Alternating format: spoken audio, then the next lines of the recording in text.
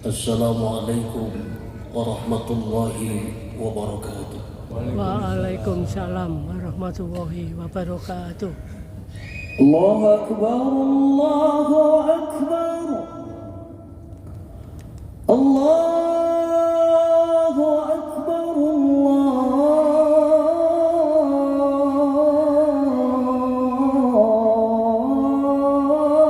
Akbar. Asyhadu an la ilaha illallah.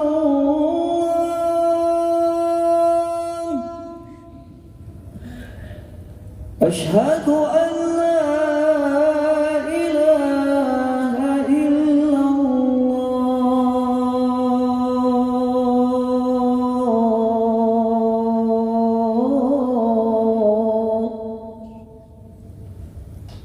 Asyhadu anna Muhammadar Rasulullah. Asyhadu anna Muhammadar Rasulullah.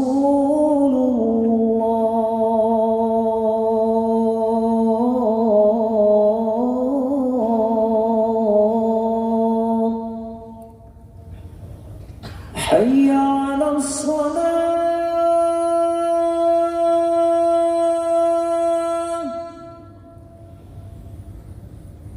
hayya 'alas salat,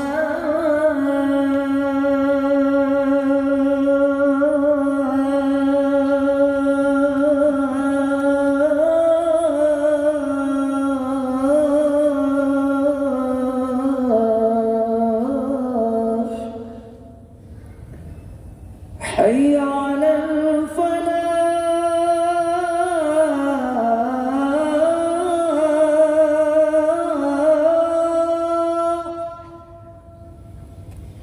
hayya 'alal falah.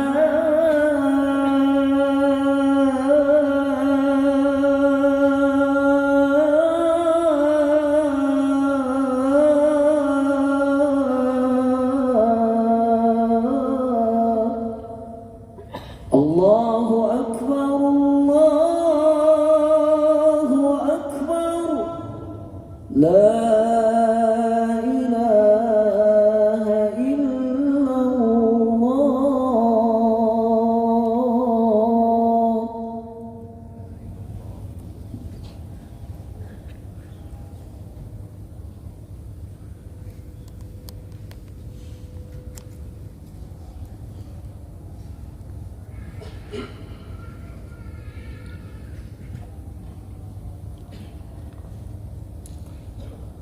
Alhamdulillah, alhamdulillahilladzi ba'atha rasulahu sallallahu alaihi wasallam litatmimi makarimal akhlaq. Asyhadu an la ilaha illallah wahdahu la syarika lah wa asyhadu anna sayyidana Muhammadan abduhu wa rasuluh syahadatan tunji qailaha min adzabi yaumit talaq. Allahumma salli wa sallim ala sayyidina wa maulana Muhammadin wa ala alihi wa sahbihi wa man amana bihi wa ahabbahu wastaqa. Qala Allah ta'ala, a'udzu billahi minasy syaithanir rajim. Bismillahirrahmanirrahim. May yuti'ir rasula faqad ata'a Allah wa man tawalla fama arsalnaka alaihim hafidha. Amma ba'du, faya ayyuhal muslimun rahimakumullah, usikum bittaqwallah faqad fazal muttaqun. Senandung rindu takkan layu selalu tertuju kepada Allah Dat Maha Tahu. Seiring puji takkan terhenti milik Dat Maha Suci Allah Rabbul Izzati. Puncaknya puji adalah sanjung milik Dat Allah Maha Agung, Allah Sang Pencurah berbagai macam nikmat kepada kita, agar dengan nikmat Allah kita pandai bersyukur kepadanya. Tidak lupa salawat salam tercurah limpah pada pelita alam, Nabi agung, Nabi mulia, teladan sempurna, Nabi akhir zaman, tiada lain tiada bukan baginda Nabi besar Muhammad sallallahu alaihi wasallam, yang cahayanya tidak akan pernah padam walau sampai tengah malam, beserta keluarganya yang penuh dengan kasih sayang, para sahabatnya yang gagah setia kawan, termasuk kita umatnya sampai akhir zaman. Dengan Rahman, Rahim dan iradahnya Allah, kita bersama-sama mampu menyisihkan waktu di sela-sela kesibukan masing-masing sesuai skill kemampuan, berkumpul di tempat nan mulia, megah, indah, barokah dalam rangka taqarruban ilallah, mendekatkan diri kepadanya dengan melaksanakan salat Jumat dengan diiringi hati yang ikhlas, yang suci, yang pasrah, yang khusyuk karena Allah. Mudah-mudahan setiap gerak langkah kaki kita, ayunan kedua tangan kita dicatat oleh Allah sebagai amal soleh yang diterima, yang dapat menghantarkan diri kita masing-masing menuju gerbang kebahagiaan, kemuliaan, keselamatan dunia, terlebih lagi kelak di alam keabadian yang disebut dengan alam akhirat.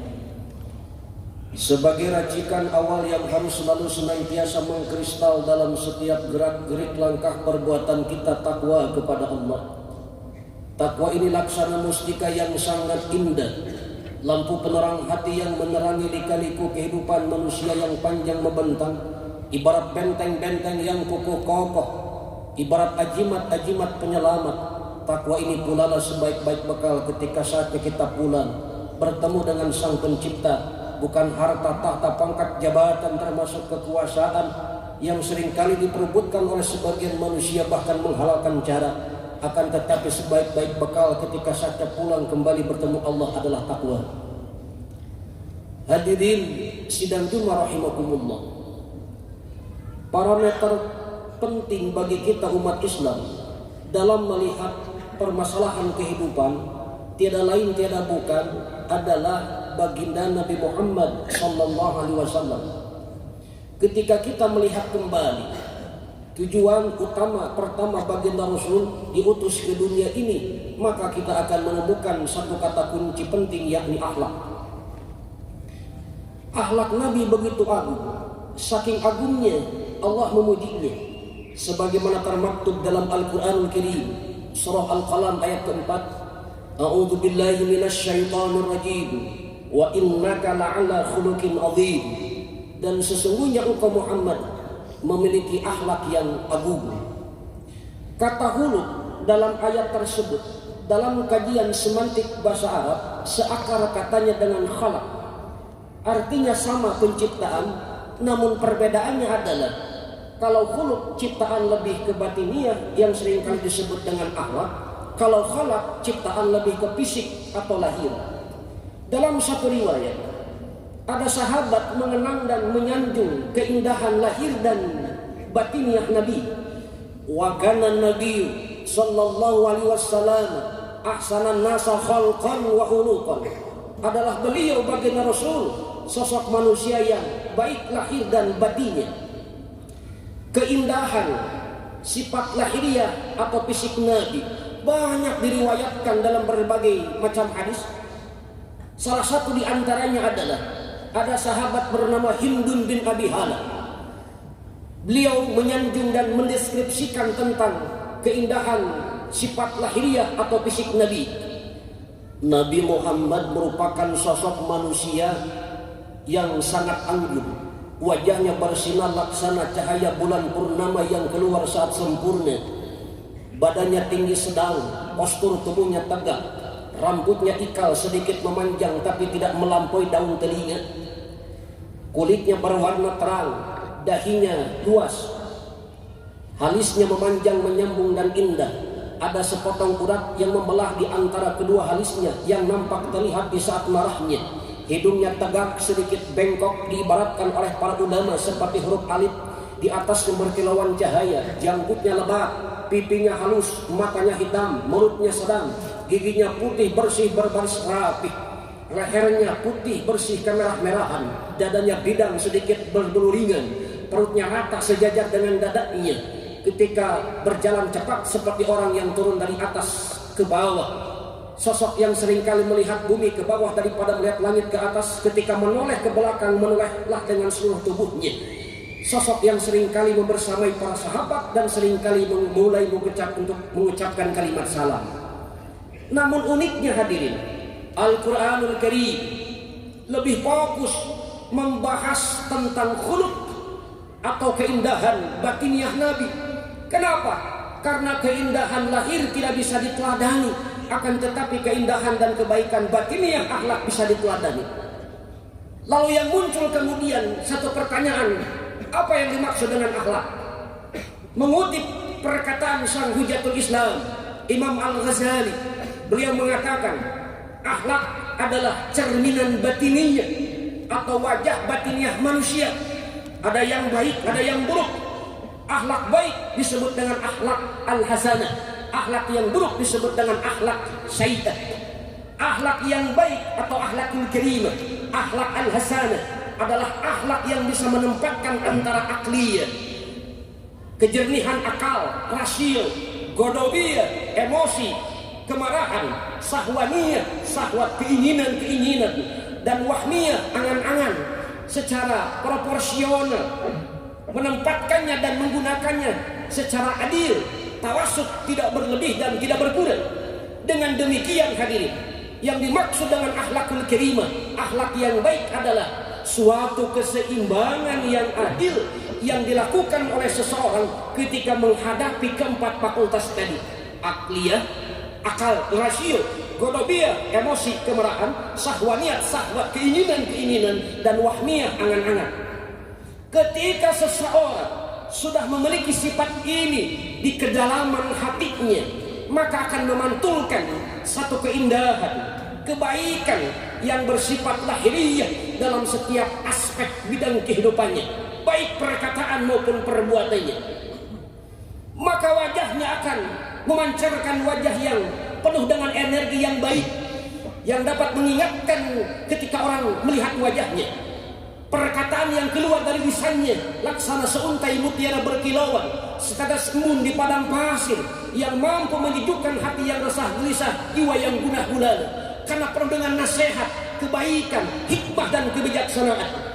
Bahkan setiap orang yang mendengarnya akan larut tenggelam dalam kebaikan, sehingga ia pun ingat akan kelalaian-kelalaian dan dosa-dosanya. Inilah yang diuswahkan oleh Nabi kita, Nabi Muhammad sallallahu alaihi wasallam. Allah berfirman dalam Al-Quranul Karim, "Laqad kana lakum fi Rasulillahi uswatun hasanah liman kana yarjullaha wal yawmal akhir wa dzakarallaha katsira." Lamul ibtida qad alamatul fi'li bertemu dengan kana fil madi menjadi fa'il tahqiq wa taukid, artinya memberikan ketegasan akan makna yang terkandung dalam kalimat tersebut. Jadi ayat ini hadirin menjelaskan sungguh benar dan benar adanya dalam diri Nabi ada yang disebut dengan uswah al-hasanah. Apa yang dimaksud dengan uswah al-hasanah? Al-Imam Jalaluddin Al-Mahali dalam karyanya Tafsir Jalalain menjelaskan uswatun hasanah itu adalah kebaikan yang harus diikuti dalam setiap kondisi Nabi Muhammad SAW. Syekh Nawawi Al-Bantani At-Tanada dalam Marah Labib menjelaskan uswatun hasanah adalah pekerti yang baik yang seyogianya wajib diikuti, baik bersifat dunia maupun agama. Sedangkan Al-Imam Ali As-Sabuni dalam karyanya Shafatu Tafasir menjelaskan yang dimaksud dengan uswatun hasanah adalah mathalul a'la alladhi yajibu an taqtadiya fi jami' aqwali wa af'alihi. Contoh yang luhur yang wajib diikuti baik dalam setiap perbuatan dan perkataannya. Sehingga Syekh Abu A'la Al-Maududi dalam karyanya The Prophet of Islam, beliau mengatakan Nabi satu-satunya contoh yang sempurna, paripurna, lengkap, karena keunggulan, kemuliaan, keagungan terpatri dalam dirinya yang bernama Sayyidina Muhammad sallallahu alaihi wasallam. Hadirin sidang Jumat rahimakumullah. Maka inilah yang menjadi misi utama Nabi diutus ke dunia ini, yakni menyempurnakan akhlak manusia, sebagaimana dalam riwayat innamal bu'ithu liutamima makarimal akhlak. Sesungguhnya aku diutus untuk menyempurnakan akhlak. Jadi Nabi diutus ke dunia ini bukan menjadikan manusia bergelimang dengan harta, tahta, pangkat, jabatan, kekuasaan, tidak juga dengan ilmu pengetahuan, akan tetapi menyempurnakan akhlak-akhlak yang baik. Sehingga ada seorang ulama abad pertengahan, Syekh Abdullah Ibn Mubarak, beliau menyampaikan dalam satu makalahnya sebagaimana dikutip oleh Hadratus Syekh Hashim Asy'ari dalam Adabul Alim wal Muta'alim. Kata beliau, antum ila qalilin minal adab ahwaju ila kathirin minal ilmi. Kalian lebih membutuhkan adab meskipun sedikit dibandingkan ilmu walaupun banyak. Karena adab di atas ilmu, orang beradab sudah pasti berilmu, orang berilmu belum tentu beradab. Hadirin sidang Jumat rahimakumullah, dengan akhlak yang mulia inilah Nabi mampu merubah satu bangsa yang penuh dengan kenistaan menjadi bangsa yang penuh dengan keniscayaan, bangsa yang biadab menjadi bangsa yang beradab. Dan akhlak Nabi diibaratkan seperti cermin yang indah, yang bersih, yang mengajak setiap manusia berkaca kepadanya dalam setiap lini kehidupan. Karena sejatinya akhlak Nabi adalah Al-Quran Karim. Dengan kata lain, Nabi adalah Al-Quran yang berjalan di tengah-tengah umatnya. Ketika kita menghayati, membaca dan mengamalkan akhlak Nabi, dengan kata lain secara tidak langsung kita sedang membaca, mengamalkan dan menghayati isi kandungan daripada Al-Quran Karim. Nabi menjanjikan, ma min syai'in athqala fil midani min khusnil khalq. Tidak ada satu perkara pun yang berat timbangannya, berat kepada kebaikan di mizan kelak akhirat daripada akhlakul karimah. Lalu seperti apakah akhlak Nabi? Di antaranya Sayyidah Aisyah pernah menyampaikan, Nabi lam yakun fahisan wala mutafahisan. Nabi bukan sosok yang keji dan tidak pernah melakukan kekejian. Wala sakhaban fil aswaq. Nabi tidak pernah berteriak-teriak di tengah pasar. Nabi tidak pernah mencaci, memaki, melaknat, mengutuk, menebarkan berita penuh dusta dan kebohongan. Sehingga Nabi menyampaikan, laisal mu'minu bit-ta'ani wala bil-la'an wal fahsya'il badi'. Bukanlah mukmin sejati yang selalu mencaci, memaki, mengutuk, melaknat, berbuat dan berkata yang kotor. Nabi wala yajzi bisyai'ati syai', sosok yang tidak pernah membalas keburukan dengan keburukan, akan tetapi waya'fu wayasfa, membalas keburukan dengan kebaikan. Ketika kita hidup bermasyarakat, mungkin kita melihat, mendapati, mungkin juga mengalami kebaikan dibalas kebaikan biasa, keburukan dibalas keburukan biasa, keburukan dibalas kebaikan biasa. Tapi keburukan dibalas dengan kebaikan, itu yang mahal, itu yang istimewa. Itulah akhlak Nabi Muhammad sallallahu alaihi wasallam. Maka hadirin sidang Jumat rahimakumullah, mari kita selalu senantiasa mengedepankan akhlak dalam setiap aspek bidang kehidupan kita. Apapun status kita, sosial kita, siapapun kita, karena akhlak ini yang akan membedakan kita dengan makhluk yang lainnya, bahkan binatang. Manusia tanpa akhlak yang baik laksana binatang, bahkan lebih jahat daripada binatang. Ulaika kal an'am bal hum adall. Kedepankanlah akhlakul karimah ketika kita hidup berumah tangga sebagai suami di depan istri, begitupun sebaliknya. Kedepankan akhlakul karimah sebagai orang tua di depan anaknya, begitupun sebaliknya. Mengedepankan akhlak ketika hidup berbangsa, bernegara, bertanah air, bahkan selalu senantiasa mengedepankan akhlak dalam kepentingan, bahkan dalam perbedaan sekalipun. Karena kalau kita menyikapi perbedaan didasari dengan akhlakul karimah, yang ada akan saling menghormati, menghargai, hidup rukun, guyub, akur, damai. Jangan selalu senantiasa melihat perbedaan, tapi mari kita semangat untuk melihat persamaan. Karena perbedaan sudah merupakan sunatullah. Inilah saatnya hadirin, kita harus bersatu padu, menjalin persatuan kesatuan, merapatkan saat, mementingkan persamaan ketimbang perbedaan. Barakallahu li wa lakum bil Qur'anil azim wa nafa'ani wa iyyakum bima fihi minal ayati wa dzikril hakim fastaghfiruhu innahu huwal ghafurur rahim.